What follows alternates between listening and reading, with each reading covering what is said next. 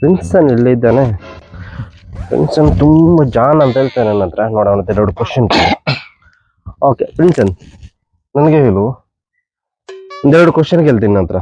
Okay, ಆ ಎರಡು question ಅಲ್ಲಿ ಎರಡು ನೀನು ಆನ್ಸರ್ ಮಾಡಿದ್ರೆ ನೀನು ತುಂಬಾ ಜಾನ್ ಅಂತ ಅರ್ಥ. ಓಕೆ ಓಕೆ, ಒಂದನೇದ್ದು, ನೀನು ನನಗೆ 20 ರೂಪಾಯಿ ಕೊಡ್ತೀಯಾ? ಓಕೆ, 20 ರೂಪಾಯಿ ಕೊಡ್ತೀಯಾ? 20 ರೂಪಾಯಲ್ಲಿ 10 ರೂಪಾಯಿದು ನಾನು ಚಾಕ್ಲೇಟ್ ತಗೊಳ್ತೀನಿ. ಮತ್ತೆ ನಿನ್ನ ಹತ್ರ ಉಳಿದ ಎಷ್ಟು ರೂಪಾಯಿ? 10 ರೂಪಾಯಿ. 10 ರೂಪಾಯಿ. ಕರೆಕ್ಟ್ ಆಯ್ತು. ಫಸ್ಟ್ ಕ್ವಶನ್ ಕರೆಕ್ಟ್ ಆಯ್ತು. ಎರಡನೇ ಕ್ವಶನ್ ಸೇಮ್. ನಾನು ನಿನ್ನ ಹತ್ರ 50 ರೂಪಾಯಿ ತಗೊಳ್ತೀನಿ, ಅದರಲ್ಲಿ 20 ರೂಪಾಯಿದು ಚಾಕ್ಲೇಟ್ ತಗೊಳ್ತೀನಿ. ಎಷ್ಟು ರೂಪಾಯಿ ಉಳಿತು ನಿಂದು? 30 ರೂಪಾಯಿ. 30 ರೂಪಾಯಿ. ಓಕೆ, ಶಾಬಾಸ್, ನೀ ತುಂಬಾ ಜಾನ ಕಣೋ.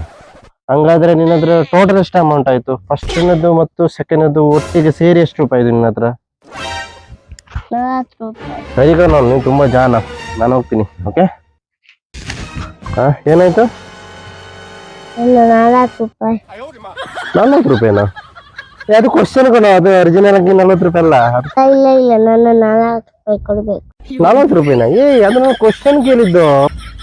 40 ರೂಪಾಯಿ ಕೊಡ್ಬೇಕು, ಇಲ್ಲಾಂದ್ರೆ ಅಪ್ಪನ ಹತ್ರ ಹೇಳ್ತೇನೆ.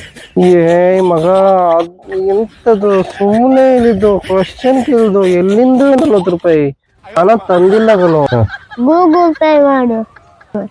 ಗೂಗಲ್ ಪೇನಾ? ಎಂತ ಮರೆ ಅವಸ್ಥೆ.